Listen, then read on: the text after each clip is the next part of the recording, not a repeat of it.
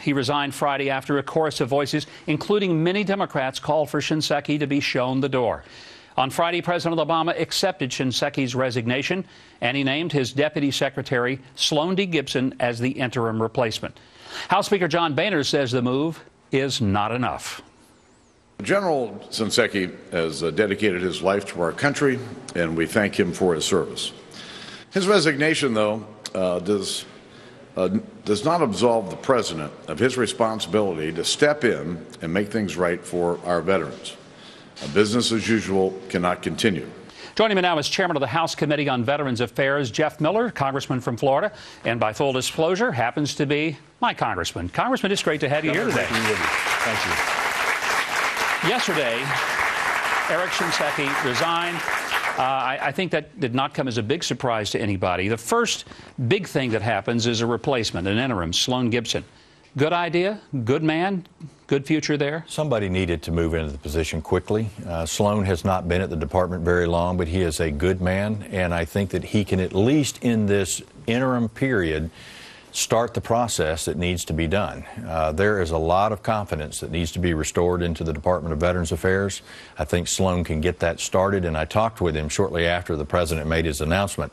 And if he will transfer the aggravation and the anger that he shared with me as to the way the department, in fact, has acted, I think that he's going to go a long way to getting the things started. You know, the president seemed to almost intimate that this was a money problem. We just put more money in this, we could really solve it.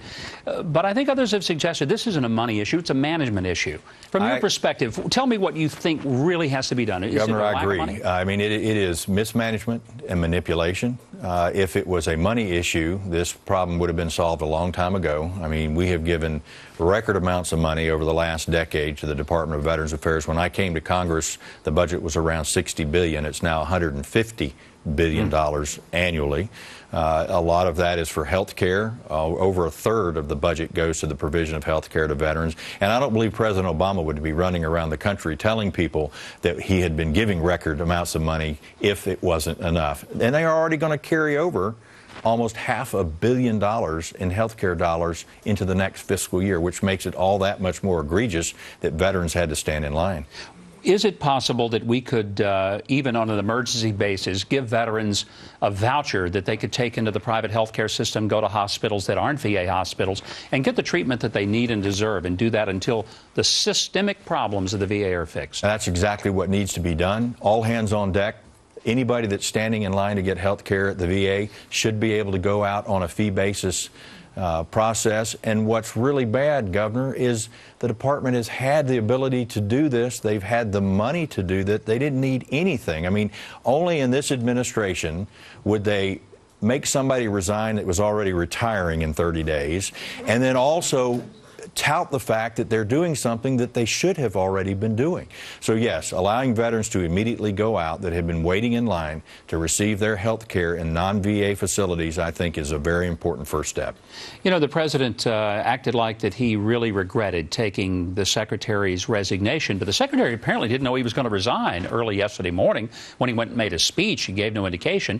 Then a couple of hours later, he's resigned. I mean, do you buy the whole story that he just up and decided somewhere between the speech and the president's announcement that he needed to go? No, I think he saw the handwriting on the wall as the numbers began to rise and the calls on Capitol Hill, both Republican and Democrat, and some pretty substantial Democrats started calling for his resignation. And I'll remind everybody that, you know, in the hearing 3 weeks ago, where the secretary talked about being a very minor problem within Phoenix, and now we find that it's in probably 60% or more of the facilities out there, that he learned about what was going on from our hearing on April the 9th.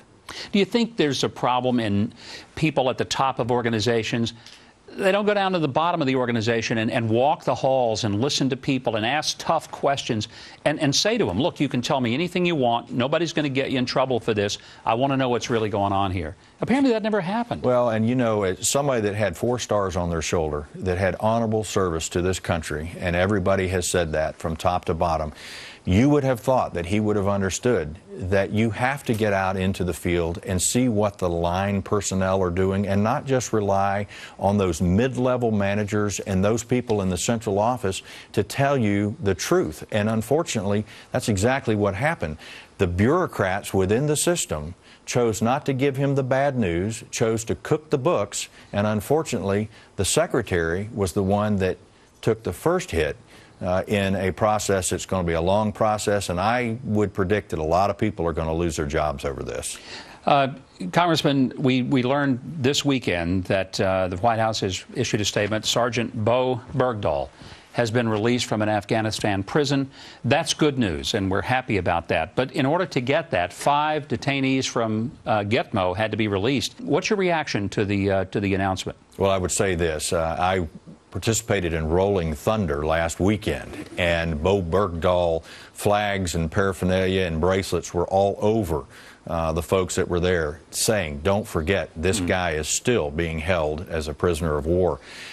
I'm not one that likes to trade for prisoners, but in this instance, I would think that we probably did do the right thing, because as we begin to draw down and leave and another administration goes through an election process in Afghanistan, you know, I don't know the particulars about who was traded for him, but for his family, I know that it is a welcome piece of news, and one that I think America can celebrate, that we don't have another POW waiting out there to be released. I think all of us could agree with that, and certainly for his family and for him, we're glad that he's going to be able to be released. Congressman, thanks for joining us. Thank you, Governor. Great to be with you. Really a pleasure to the line.